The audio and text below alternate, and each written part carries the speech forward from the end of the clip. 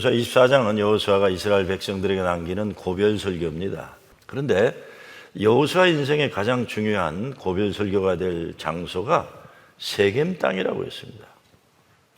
이스라엘은 하나님의 역사가 일어나는 곳의 땅, 또 도시, 이걸 굉장히 중요하게 여깁니다. 그렇다면 여호수아의 이 위대한 구원의 해방의 대역사의 자리는 세겜 땅보다는 하나님의 기적의 최고의 현장이 되어야 됩니다. 그거는 아무래도 길갈일 겁니다. 길갈에서 하나님 기적의 기념비가 있고, 여기에서 모든 애굽의 수치가 굴러간 구원 역사에 분명한 흔적이 있는 곳인데 길갈에서 하질 않습니다. 그렇다면 그 다음으로는 실로가 중요한 땅입니다. 왜?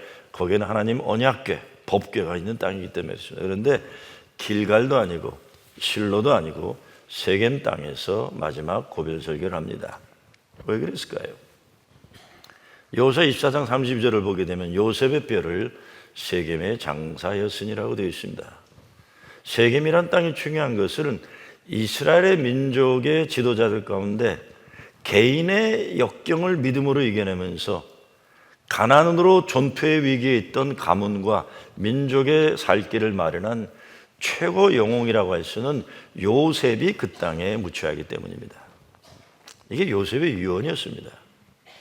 이스라엘 민족은 그 유언을 지켜야 했던 것이, 그래서 세겜에서 여호수아 고별 설교가 끝나고 요셉의 장례가 마무리되고 요셉의 뼈가 그 땅에 묻히게 됩니다. 요셉이 죽고 입관은 애굽 땅, 에집트에서 했습니다. 그런데 마지막 하간 예배를 몇백 년이 지난 후 가나안 땅에 묻히게 된 겁니다. 그 긴 세월 요셉의 관을 이스라엘 민족은 그들 가운데 지키고 있었고, 이제 그를 장사 지내는 겁니다. 요셉이 묻혀야 할 땅이 가나안 땅이었고 그 땅이 세겜입니다. 얼마나 하나님의 약속을 중요하게 여기고 끝까지 이루어질 것을 믿고 기다린 엄청난 질기고 대단한 민족이라는 걸 생각할 수 있습니다. 여호수아가 전쟁만 잘하는 지도자가 아니었습니다. 자기 조상들 민족의 지도자들이 붙잡았던 그 하나님의 약속을 붙잡고 죽는 날까지 기다려온 믿음의 사람이었다는 것을 우리가 알 수 있습니다. 그런 여호수아가 자기의 죽음을 앞두고 마지막 유언을 남기고 있습니다. 그 마지막 유언의 핵심은 이스라엘의 승리의 비결은 하나님께 있다는 겁니다. 그리고 앞으로도 가나안 땅에서 계속 하나님 축복의 백성이 되기 위해서는 흔들리지 않는 신앙 고백이 있어야 한다고 말하고 있는 겁니다. 14절과 15절 말씀입니다. 그러므로 이제는 여호와를 경외하며 성실과 진정으로 그를 섬길 것이라. 너희 열조가 강 저편과 애굽에 섬기던 신들을 제하여 버리고 여호와만 섬기라. 오직 나와 내 집은 여호와를 섬기겠노라. 세상에서 우리가 살아가기 여러 가지 능력이 필요합니다. IQ가 높아야 공부를 잘할 수 있죠. IQ는 사물을 보고 이해하는, 분석하는 지적 능력입니다. 그리고 그 다음으로는 EQ가 있습니다. EQ가 높아야 관계를 사람들과 잘하고 포용성이 있기 때문에 이 Emotional Quotient, 감성 지수가 높아야 성공력이 높다고 합니다. 그래서 IQ는 아버지, EQ는 어머니 몫이다.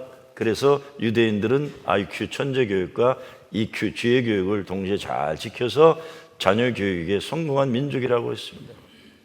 오래전 타임 매거진에도 보면 IQ가 높은 사람이 좋은 직장에 취직을 하는데 IQ만 높아서는 안 되고 EQ, 감성 지수가 높아야 진급이 빠르다고 했습니다. 그런데 폴 스톨츠라는 사람이 쓴 지도자에 관한 책을 보게 되면 IQ와 EQ와 더불어 AQ, Adversity Quotient란 말을 합니다. 그래서 이거는 어려운 일을 대처하는 능력이라고 그랬어요. 지도자가 되는 사람은 AQ가 높아야 한다고 하면서 인생을 산에 오르는 것과 비교합니다. 여러분, 대한민국에도 설악산 올라가는데 흔들바위나 맨 위에 있는 그 뭐라고 그러죠? 거기까지 올라간 사람 많지 않다고 합니다. 대부분의 사람들은 설악촌에서 도토리묵하고 동동주 먹고 그냥 간다고 그래요. 이런 사람들 우리가 퀴팅한다고 그럽니다. 어려운 일이 있으면 올라가시니까 퀴트하는 게 포기. 그런데 한 단계 높은 수준에 있는 사람들은 산을 오르다가 힘들어지면 캠핑을 하는 거예요. 그런데 소수의 사람들이지만 어려움을 극복하는 adversity quotient가 높은 사람들은 장애물과 어려운 현실을 발전하는 기회로 만드는 사람들이 된다고 했습니다. 그래서 그가 쓴 책의 부제가 Transform your obstacles into opportunities라고 했어요. 당신 앞에 있는 장애물들을 기회로 바꾸라는 겁니다. 여호수아에서 보여주는 이스라엘 민족은 이집트 노예 400여 년, 광야 40년, 가나안 땅에서의 큰 33번의 대전투를 이겨내면서 세상 어느 민족들보다 IQ, EQ 그리고 AQ가 높은 민족이 되었습니다. 그런데 여호수아는 오늘 고별 설교에서 그 백성의 지도자들에게 나와 내 집은 여호와를 섬기라고 하면서 그 백성들의 결단을 요구합니다. 그것은 IQ, EQ, AQ가 다 높아서 성공할 능력이 우수한 민족이기 때문에 더 위험한 거예요. 세상적인 실력이 높은 사람들이기 때문에 더 위험한 거다. 그래서 하나님 신앙 고백에 세우지 않으면 안 되기 때문에 faith quotient, 그러니까 믿음의 지수가 높아야 된다는 거예요. IQ가 좋아서 머리가 잘 돌아가야 하고 EQ가 좋아서 마음을 넓게 가지고 다른 사람들과 관계를 잘 맺고 그리고 AQ가 높아서 정상에 오르는 능력이 있어요. 그러나 그 민족의 오늘을 가능케 하신 하나님을 잊어버리게 되는 날부터 정녕 그 어느 민족보다 더 큰 멸망에 이르게 될 것이기 때문에 나와 내 집은 여호와를 섬기겠노라 선언하고 있는 것입니다. 하나님이 빠진 능력은 축복이 아니라 저주입니다. Faith quotient, 믿음의 지수가 높아야 하나님 축복의 백성으로 살아가게 되는 것입니다. 여호수아는 살아가는 백성들에게 결단을 촉구합니다. 강 건너 옛 과거에 섬기던 애굽의 신을 섬길 것이 아니면 가나안 토착민들의 우상신을 섬길 것이냐 아니면 여호와 하나님을 섬길 것이냐 결단하라는 것이죠. 예수 믿는 사람들은 언제나 예수님 때문에 건너온 강을 기억해야 합니다. 예수 믿기 전의 삶과 예수 믿은 후 결정적인 이정표가 있는데 건너온 강입니다. 강 건너 에집트 신이란 쉽게 생각하면 바로 왕을 신격화하는 인간이 하나님이 되어버리는 그리고 그를 위해서 다른 백성들을 노예로 만들어 착취하는 억압의 신입니다. 소위 말하는 에집트 제국주의의 수호신입니다. 군사력으로 다른 약한 나라들을 점령해 나가서 식민지로 만드는 그런 제국주의 수호신이 아니라 세상의 각종 못난 민족, 계층, 인종, 각양각색의 오화집졸 합비류들의 집단이지만 광야 40년이란 긴 세월을 통해 하나님의 백성으로 빚어가신 그 여호와 하나님을 섬겨야만 한다는 겁니다. 결단이에요. 그리고 가나안의 신이란 바알 우상 숭배를 말합니다. 물질적인 풍요를 위해서 수단 방법 가리지 않는 윤리도덕이 결여된 신입니다. 여호와 하나님은 누굽니까? 여호와 하나님은 자기의 백성들을 노예에서 자유와 해방의 민족이 되게 하신 하나님의 그리고 그 백성들, 인간들 스스로의 만족을 위한 자유와 해방이 아니라 하나님께 예배하는 거룩한 백성으로 만드신 하나님이십니다. 지금 여호수아는 가나안에 정착하면서 옛날에는 남의 나라 노예였던 백성들이 개인 소유의 땅이 주어지기도 했고 세상에서 성공하는 경험을 맛보게 되면서 자신감이 붙은 백성이 되는 거예요. 그렇게 되면 하나님이 그들을 축복하신 목적을 상실하면 모든 것이 헛것이 되기 때문에 나와 내 집은 여호와를 섬기겠노라 선언하고 있습니다. 14절 말씀에 보면 이제는 여호와를 경외하며 성실과 진정으로 그를 섬길 것이라 너희 열조가 강 건너편과 애굽에 섬기던 신들을 제하여 버리고 여호와만 섬기라고 했습니다. 그런데 사실 이 명령은 이스라엘이 출애굽하는 시작부터 광야에서 고생하면서도 그랬고 계속 반복해온 말씀이에요. 시작도 중간도 마지막도 이 말씀을 붙잡고 살아라 이런 겁니다. 나와 내 집은 여호와를 섬기겠노라. 매일 매 시간 호흡의 순간마다 우리가 고백하지 않으면 안 되는 연약한 것이 인간이에요. 오죽하면 사도 바울이 오라 나는 곤고한 존재로다. 나는 해야 할 일은 안 하고 하지 못할 일만 하고 있구나. 내가 죄인 중에 괴수라고 고백했겠습니까? 그래서 주님에게만 붙잡힌 바 되고 주님을 아신 지식만 사모하며 살겠다고 결단의 소리를 낸 거예요. 눈에 보이고 손에 잡히는 물질이 많으면 많을수록 이 고백이 더 필요하기 때문에 여호수아는 가나안 약속의 땅에 들어와 자기들이 원하는 것을 차지하고 앞으로 인간의 욕심의 꿈을 펼쳐나가기 위해 자신만만했던 그 백성들에게 또다시 여호와 하나님만을 섬기는 백성의 길을 선택하라고 선포하고 있는 겁니다. 결단은 인간 스스로의 의지가 강해서 하는 것 아닙니다. 우리의 선택이 아니라 하나님 우리를 택하심에 대한 감사의 은혜의 고백이에요. 우리가 할 수 있는 것은 하나님의 주권에 대한 인정과 항복이에요. 주님, 내가 항복합니다. Where there's a surrender, there's a salvation. 항복할 때 구원이 시작되는 거예요. 은혜를 의지하면서. 하나님 섬김의 선택도 은혜입니다. 그 선택을 두려워할 필요가 없습니다. 지금 내 믿음, 내 현실이 나와 내 집은 하나님을 섬기겠노라 큰소리치기 어려운 모습일지라도 괜찮다는 거예요. 은혜란 하나님 우리에게 이루어주시는 사랑의 역사에 순종하는 것이기 때문입니다. 그렇다면 오늘 우리들에게 있어서 이 선택은 뭡니까? 우리에게 애굽 제국주의 수호신은 뭐고 가나안 바알 우상은 뭡니까? 오늘 우리 가정 교회에 있어서 오직 여호와 하나님을 바라고 섬기는 선언은 어떻게 삶에서 실현되어야 할 내용입니까? 이 선택의 결단은 인격적인 신 여호와 하나님을 택할 것인가 아니면 자기 지역을 수호하는 자기 집단을 이기적을 수호하는 애굽 수호신 가나안 지방 수호신을 택할 것인가 선택의 문제입니다. 개인 이기주의나 집단 이기주의나 지방 이기주의나 민족 이기주의나 다 아니라는 겁니다. 인간들의 육적인 욕심이 지배하는 우상이 아니라 사랑과 정의와 평화를 요구하시는 하나님 영원한 생명의 주인 되시는 온 인류의 구원을 뜻하시는 그 하나님을 선택하는 겁니다. 하나님을 섬기기로 선택한 사람은 이방 신들의 흔적들을 제거해야 됩니다. 여호와 하나님에 대한 신앙의 선택은 힘 있는 나라들이 힘없는 나라들을 함부로 정복해도 된다고 생각하는 정복주의를 수호하는 종교 이데올로기를 거부하는 거예요. 정복주의. 그래서 기독교가 타락하면 정복주의 이데올로기를 지지하는 그런 천박한 종교로 전락하는 건데, 인간이 인간에 대한 지배, 인간에 대한 인간의 착취의 구조도 거부하는 거예요. 이건 아니다. 오직 하나님 한 분만 절대적인 통치자이심을 선언하는 겁니다. 노예에서 광야를 거쳐 나온 백성은 어떤 혈통의 단일 민족의 개념이 절대로 아닙니다. 여호와 하나님 신앙으로 만들어진 에집트 노예민들과 소위 말하는 핫비르들이 자기 나라에서는 먹고 살 길이 없어서 잘 사는 나라의 빌부터 살기 위해서 기어들어온 인간들이에요. 하루 노동자들, 일일 노동자들. 여러분, 자기 나라에서는 살 수 없어도 남의 나라 땅에 숨어 들어오고 기어들어온 민족이 이게 무슨 인간들이겠습니까? 오합지졸들이죠. 그런데 그들에게 해방의 새로운 삶의 역사의 기회가 왔을 때 여호와 하나님을 섬기는 백성 되겠다고 따라 나온 백성들이에요.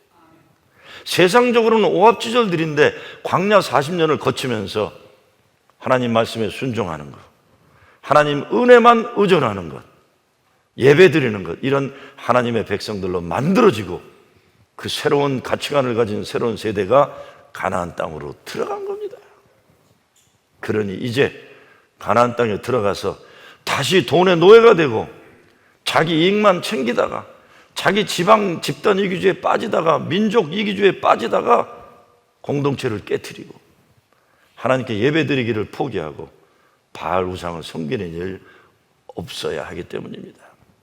여러분이 지방 이기주의가 얼마나 무서운지 모르죠. 제가요 이북에 간 적이 있어요. 가서 텔레비를 봤더니 씨름대회가 열렸더라고요. 평안북도와 함경도하고 씨름하는데 제가 어느 편 든 줄 아세요? 평안북도 편을 들더라고요. 평안북도와 평안남도가 씨름하는데 제가 어느 편 든 줄 아세요? 평안남도 편을 들더라고요. 평안남도와 평양과 씨름하는데 어느 편 들었을까요? 저는 평양 편을 들었어요. 왜? 우리 아버지가 평양 사람이니까. 내가 무서워가지고 이북 고려호텔에서 텔레비를 보다가 그 안에서 난 또 우리 아버지 고향 땅 사람을 지원하고 있더라고요. 그런데 씨름 지원하는 정도는 괜찮죠. 좁은 땅에서 지방 이기주의, 집단 이기주의, 이런 거 안 되는 거예요. 이런 거 아니라는 거예요. 나와 내 집은 여호와를 섬기리라. 인간 역사에 전무후무한 엄청난 전투의 승리를 거둔 여호수아 장군이 뭐 시시하게 나와 내 집이라고 운운하면서 역사를 마무리했을까요? 한번 생각해 봤습니다. 왜? 모든 것은 나의 변화로 시작되기 때문입니다. 내가 변화해야 되는 거예요. 그리고 최소한 내 집은 내가 책임져야 하는 겁니다. 사도 바울도 다른 사람들을 구원하고 자신의 구원을 잃을까 두렵다고 했습니다. 우리가 책임져야 할 사명 가운데 가장 중요한 것이 나와 내 집이 여호와 하나님을 섬기는 책임이에요. 내가 책임져야 하는 이 교회가 정말 여호와 하나님만 섬기도록 책임지는 겁니다. 제가 오래전에 어디를 가느라고 비행기 안에서 우리 교단 무슨 발표할 게 있어서 우리 연합감리 교단의 미래를 조명하는 책을 읽고 있는데 요 복도 옆에 있던 어느 연세 많은 미국 할머니가 저를 가만히 보더니 저보고 너 감리교인이래요. 그래서 그렇다, 나 감리교 목사다 그랬더니 옆에 남편이 자고 있는데 흔들어 깨우더라고요. 그러면서 그 남편한테 제자리로 가라고 명령하더라고요. 그래서 저보고 오래요. 그리고 자기 옆에 앉히더라고요. 난 또 싫다고 말도 못하고 그 남편은 자다 깨갖고 또 내 옆으로 오고 나는 그 할머니 옆으로 갔어요. 이거 2시간을 얘기했어요. 그 할머니하고. 그러면서 그분이 자기가 누구라고 소개하는데 로즈 심스라고 알려진 전도자라고 그래요. 그날도 피지의 섬에서 선교대 강사로 불려가던 거예요, 할머니가. 이런저런 신앙 얘기를 나누다가 마지막으로 그 할머니가 저한테 이렇게 질문을 던지시더라고요. Do you know what 2 questions God will ask when we get to heaven? 그래요. 우리가 천국에 가면 하나님이 어떤 2가지 질문을 하실지 너 아느냐? 그래요. 그래서 몰숙해서 있었더니 이렇게 얘기하세요. The first question will be, have you taken me to your heart? And the second question will be, who did you bring with? 첫째 질문은 내가 인생을 살면서 나를 너의 심장 속에 간직하고 살았느냐? 2번째는 천국에 오면서 누구를 전도해 갖고 왔느냐? 이 2가지 질문 던지실 거다. 저는 와, 대단한 분이시구나. 때를 얻거나 얻지 못하거나 복음을 증거하게, 그리고 젊은 목사를 보면서 저로 하여금 자기가 가지고 있는 그 열정을 좀 나눠주고 싶어서 자는 남편 깨워가지고 자리 옮기고 저를 옮겨놓은 다음에 마지막 질문이 이 2가지라는 거예요. 인생을 살면서 하나님을 네 가슴에 품고 살았느냐? 그리고 천국 올 때 누구를 전도해 갖고 왔느냐? 내가 나의 신앙과 내 집안의 신앙 문제만큼은 책임져야 한다는 겁니다. 자녀 신앙 교육 얼마나 어렵습니까? 어려운 이유 가운데 하나는 투자를 안 해서 그래요. 투자. 시간의 투자, 마음의 투자, 기도의 투자. 보통 부모들 보면요, 그냥 교회에다 맡겨주는 거 많은 거예요. 그리고 뭐 다른 교회가 교육 프로그램 더 줬다면 우르르 몰려가서 거기다 또 맡겨주고 그럼 될 줄 아는 거예요. 그렇지 않습니다. 여러분의 자들의 신앙교육에 가장 중요한 건 여러분 자신의 신앙생활이죠. 주일날 예배드리고 집에 가면서 우리 엄마는 교회 다니면 저렇게 불평만 하고 살았구나. 우리 엄마 아빠 교회 다니는 거 보니까 행복하지 않구나. 나는 크면 절대로 교회 안 나가리. 이렇게 되는 겁니다. 그렇잖아요. 교회 다니면서 행복하지 않은 부모 보고 교회 왜 다니겠습니까? 교회 다니고 갔다 오면 맨날 목사 불평이나 하는 부모 밑에서 왜 목사를 설교를 듣고 살겠습니까? 텔레비 보고 딴 거 하고 살죠. 저는 우리 교회 주일학교 중고등부가 지금 가장 행복한 때라고 생각합니다. 왜? 작아요, 아주. 옛날에 얼마나 컸는지 모르지만 지금 아주 조그매요. 제가 어제도 스태프 미팅하면서 중고등부 여름 캠프 간다 그러는데 제가 잘못 들은 줄 알았어요. 왜냐하면 저는 옛날 큰 교회 기억이 나가지고 보통 우리는 버스로 수양에 가면 큰 50명 버스가 뭐 4대 5대 떠나는데 한 대 떠나는데 몇 명이냐 그랬더니 29명이래요. 290명 아니야. 21명의 목사님이. 제가 그랬어요. 지금이 가장 행복한 때다. 소수이기 때문에 교회에서 할 수 있는 모든 사랑을 잘 받을 수 있는 최고 행복한 때예요, 우리 아이들이. 그렇죠? 최고 행복한 때. 왜? 소수이기 때문에 다 다수의 교회 어른들이 그들을 사랑할 수 있기 때문에 그래요. 지금이 제일 좋은 때입니다. 여러분, 교회 어른이 있을 때마다 애들 꺼냈다 뺐다 이러고 그 교육 되는 교육 아니에요. 아, 우리 부모는 어려울 때도 함께 이겨내는 걸 같이 보여줬구나. 같이 보여줬구나. 나와 내 집은 여호와를 섬기겠노라. 신앙생활 잘해야 합니다. 자녀를 정말 사랑한다면 여러분이 교회 생활 예수 잘 믿고 행복해야 되는 거예요. 그리고 투자해야 되죠. 투자해야 됩니다. 그런데 개인의 가정에서 우리 아이들을 그렇게 사랑하지 못하기 어려운데 교회 와가지고 선생님들의 사랑받고 목사님들의 전도사님 사랑받고 장로님들의 사랑받고 기도받고 그 아이들이 자라난다 그러면 얼마나 행복하겠습니까? 에릭 에릭슨이라는 어린이 발달 심리학자가 아주 우수한 사람들을 연구를 했어요. 도대체 저 사람들은 왜 이렇게 우수한 인간들이 되었을까? 공통점을 하나 발견합니다. 그거는 그 사람들의 공통점 가운데 하나가 어린 시절에 엄청난 기쁨의 경험이 있었다는 거예요. 엄청난 기쁨의 경험이 있었기 때문에 세상을 살아가면서 어떤 어려움이 있어도 넉넉히 견뎌내며 살아가더라. 엄청난 기쁨의 경험이 있기 때문에 아무리 힘든 일이 있어도 소망을 가지며 긍정적으로 살아가더라. 이게 우리 예수 믿는 사람 중에 성령의 체험이에요. 구원의 기쁨이에요. 은혜의 비밀이에요. 사랑의 체험이에요. 부정적인 경험을 오래 하다 보면 긍정적인 믿음의 승리 자체를 거부하는 습관과 문화가 형성되는 불행에 이르게 됩니다. 이 기쁨의 경험, 큰 기쁨의 경험이 간절한 교회가 어느 교회겠습니까? 우리 교회예요. 우리 교회예요. 부정적인 경험이 오래되다 보니까 믿음의 승리 자체를 거부하는 습관과 문화가 형성된 불행에 빠지지 않기 위해서 기쁨의 경험을 다시 해야 돼요. 우리에게 주어지는 도전 가운데 하나가 큰 기쁨의 경험이에요. 여러분은 물론 여러분의 자녀들이 우리 교회를 통해 기가 막힌 기쁨과 사랑의 체험을 하게 되길 주의 이름으로 축원합니다. 이를 위해서 우리는 사도 바울이 고린도 교회에 말한 대로 하나님께서 은혜로 주신 것을 보는 믿음을 가져야 돼요. 다시 말씀드립니다. 하나님께서 은혜로 주신 것을 보는 믿음이에요. 어떤 아주 침체된 교회에 새 목사가 갔어요. 새로 간 목사가 무엇보다 그 교회 이미지가 너무 안 좋으니까 바꿔보려고 기회가 있을 때마다 교인들에게 외쳤어요. 우리 교회는 좋은 교회입니다. 이렇게 구호를 외치게 했어요. 그랬더니 아이고 새로운 목사가 왜 저러나. 우리 교회는 좋은 교회입니다. 자꾸 구호 삼창하게 했어요. 교회 이미지를 바꿔보려고 몸부림쳤어요. 그런데 한 달쯤 지나서 그 교회 가장 센 장로님이 심각한 얼굴로 찾아왔어요. 목사님, 이 교회는 좋은 교회 아닙니다.